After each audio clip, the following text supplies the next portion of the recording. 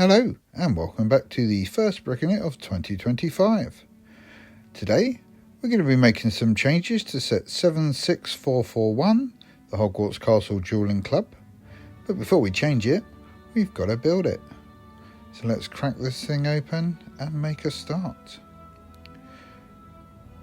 So I filmed this with a bit of a time lapse on and I sped it up a little bit more for the video, so it may not be the best build you've ever seen,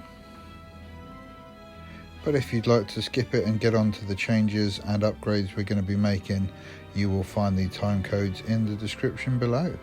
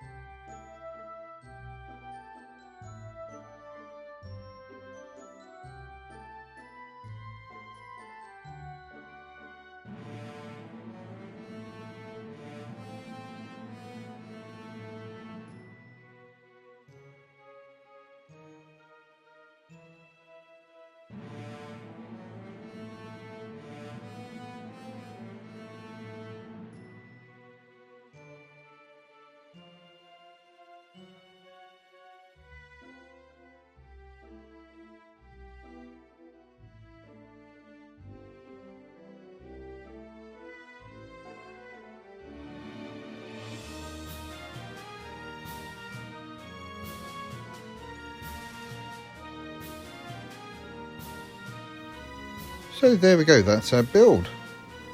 Quite a nice little piece. Not bad for the price, not great. The price per part is a little bit higher than you might want, but we do get some lovely new prints in this and an entire new minifig.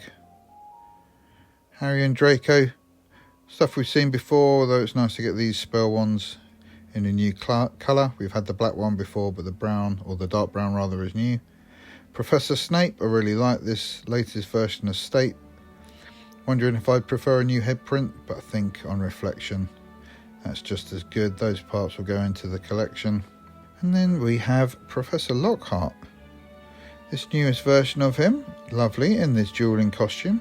He has dark tan eyebrows for some reason that don't match his hair.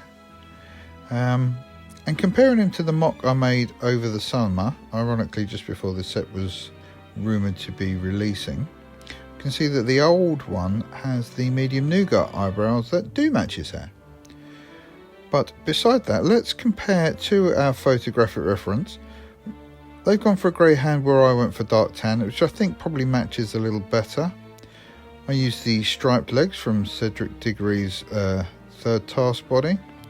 And then for the cape, although they've gone with the sand green, I think this third party cape from Capes for Minifigs matches much better.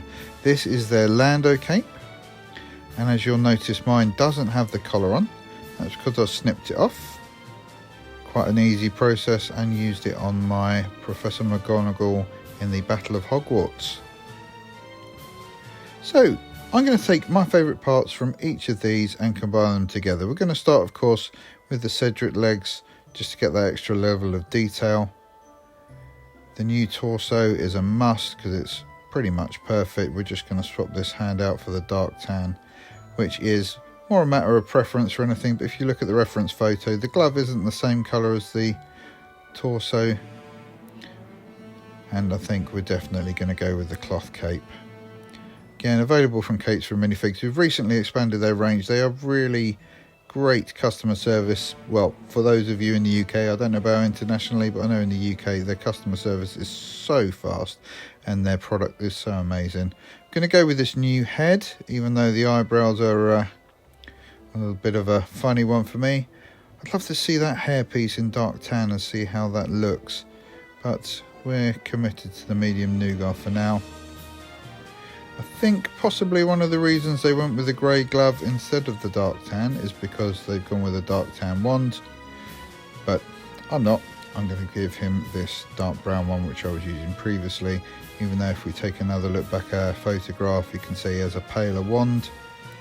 I think I'd like a light tan wand, that would be even better for him. Anyway, that's our Professor Lockhart. So this is the base of my Great Hall.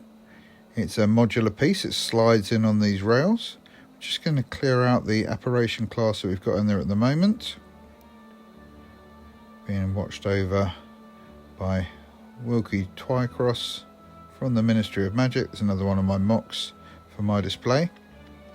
But that's by the by because right now we're looking at the Duelling Club. So let's see how it sits in my Great Hall.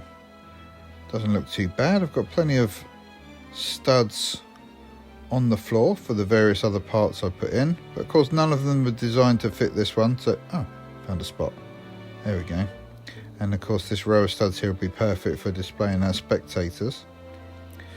Bringing in Malfoy just as a size guide, just going to pop him on there. We can see that the platform pretty much comes up to his chin, and if we bring in a couple of the bigger minifigs and just pop this back on its spot, you can see that Malfoy can barely see onto the platform and they're at about chest height.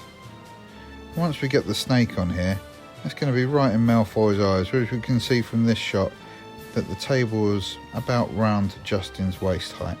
So I think, although this play feature is great, I'm not really going to have much of a use for it. So I'm going to completely rebuild this platform. Definitely going to keep our printed parts. Can use as many pieces from here as we can, and as you can see here we are 8 plates tall including our printed elements on top, so I'm going to try and reduce that.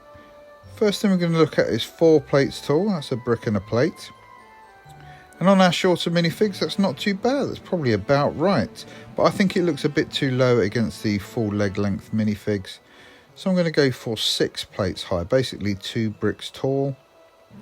You can see that reduces the overall height by 2 plate heights.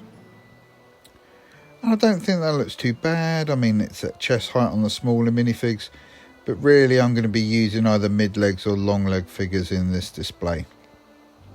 So now that we've decided on our height, let's try and work out what pieces we're going to be using.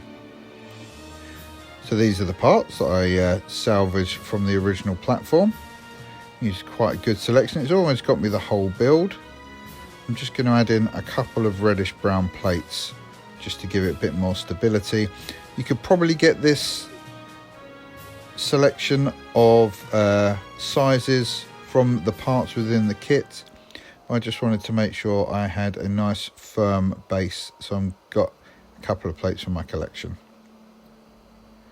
Just building up the underside, making sure we've got good overlaps on all the layers so that we don't come across any weakness when we're pressing minifigs onto the top. Just going to hide those dark brown ones in the core of the build. Then we're going to go straight on top of this layer with our printed parts. Now in the original scene this is basically just one of the dining tables with a canvas cover on it, so I like the fact that the canvas goes all the way to the edges. Not quite that close to the edges, messed up the placement of that one, so we'll ping that off, pop our jumpers on at the end instead, then reposition that. So although we do get a much narrower platform than you see in the set, I think this one's a bit truer to what it's supposed to represent, and especially at the scale we've got, what I've got in my Great Hall. My dinner tables are only 2 studs wide, so having this platform be 4 studs definitely looks like a few of the house tables pushed together to create this dueling platform. Going to use these channeled bricks to represent the legs, and I may well use different parts for the legs and the base once I work out where my stud holes are and using some other parts. But this just shows you can get quite a nice table-like platform out of almost just the parts in the kit.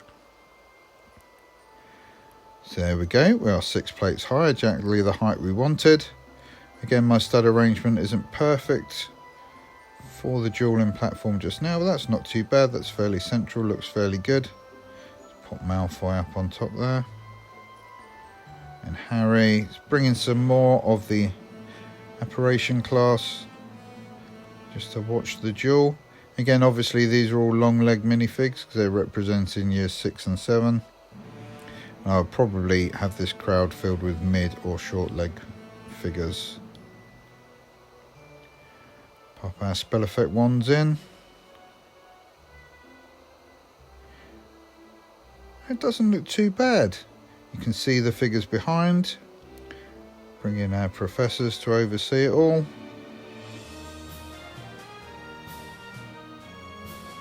That's not such a bad scene. Although we are out in the open here, so it probably wants to be viewed inside the castle. So here we are at my Hogwarts. Just going to slide in the Great Hall. If you've not seen any of my videos, they're all available on the channel on how I put this special sliding castle together. Probably a bit far back, let's bring it all a bit further forward, have a bit of a reshuffle of the figures. And here we have our Great Hall dueling scene. It's quite a nice display, I think. I think it works quite nicely. Could easily fill it with many, many more students to get that really crowded look that we get in the movie. Anyway, that's our build for today. The first one of 2025, using one of the new January 1st releases. And as usual, I couldn't leave well enough alone and just use the set as it came. All that remains to say is thank you very much for watching. If you've enjoyed this video, please do leave us a like. And if you'd like to see more Hogwarts MOC builds, please subscribe to Bricking It. Bye bye.